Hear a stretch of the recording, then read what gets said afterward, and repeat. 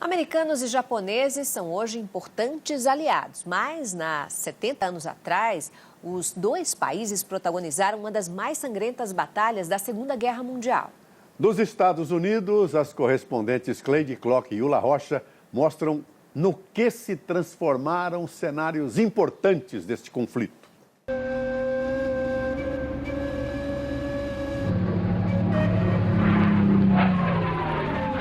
Um pedacinho de terra no meio do Pacífico, de beleza exuberante e atraente.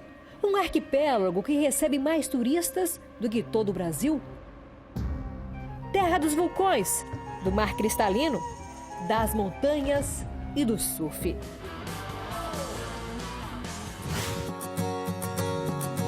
Um estado com traços asiáticos, onde 60% da população é oriental, a maioria japonesa. Justamente o país que protagonizou a história sombria dessas ilhas paradisíacas. No dia 7 de dezembro de 1941, 360 aviões japoneses chegaram aqui, a Pearl Harbor, com a intenção de destruir uma das mais importantes áreas de defesa estratégica dos Estados Unidos no Oceano Pacífico.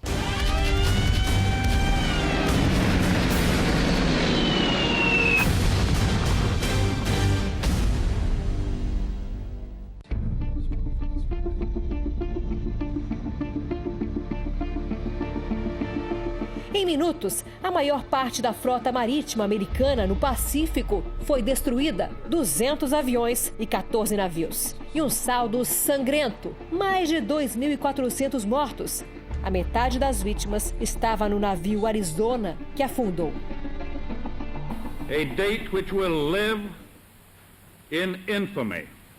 Um dia que viverá na infâmia, classificou o então presidente americano Franklin Roosevelt ao falar da deslealdade do Japão, que não emitiu alertas. Os políticos na época acreditavam que os Estados Unidos estavam isolados e poderiam ficar fora da guerra que ocorria na Europa. Mas o ataque mudou nossa história para sempre.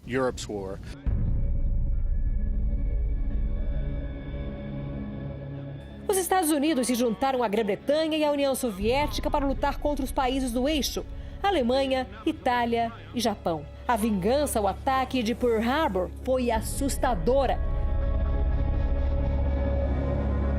Em agosto de 1945, as cidades japonesas de Hiroshima e Nagasaki foram alvos de bombas atômicas.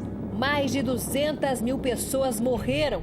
Foi a única vez na história que um país usou a arma nuclear contra civis. Os ataques foram considerados um dos maiores crimes contra a humanidade. Aqui no Havaí, a área onde aconteceu o bombardeio japonês se transformou num parque nacional e é um dos pontos turísticos mais visitados do arquipélago.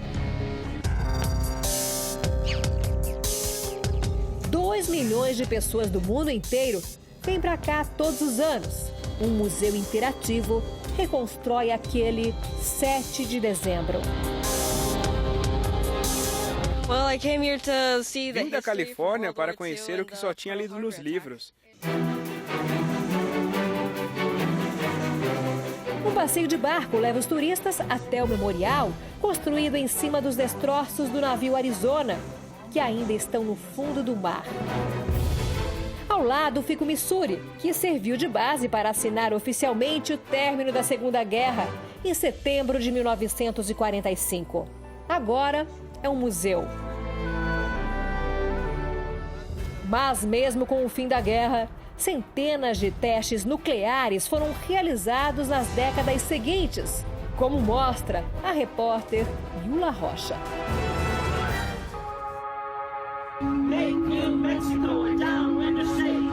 2 vezes por ano tem engarrafamento no meio do deserto do Novo México. É quando a base militar de White Sands interrompe testes com mísseis de longa distância para que milhares de turistas possam visitar o lugar do experimento com a primeira bomba atômica fabricada no mundo. Tem gente que vem por curiosidade. Outros saem daqui aos prantos ao comprovarem como o mundo mudou. A bomba, apelidada ironicamente de Little Boy, ou Pequeno Menino, viajou a bordo deste B-29, o avião mais rápido e potente da época.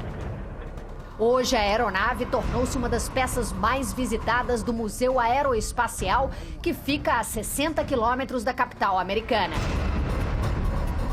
Aqui, os Estados Unidos exibem sua frota e também a dos inimigos recolhida em combate. Os kamikazes japoneses e os aviões dos nazistas foram usados para estudar a tecnologia empregada durante a guerra.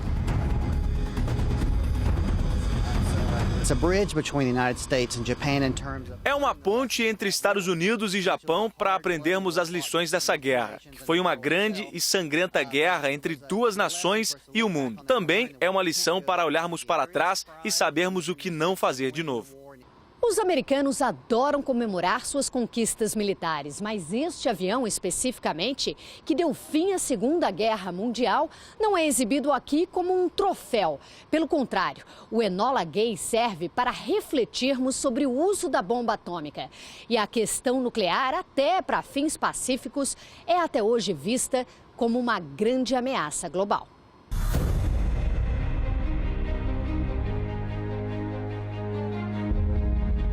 É aqui no estaleiro do Brooklyn, com uma vista privilegiada de Manhattan, que trabalhavam 70 mil estivadores, engenheiros e militares a serviço da Marinha Americana.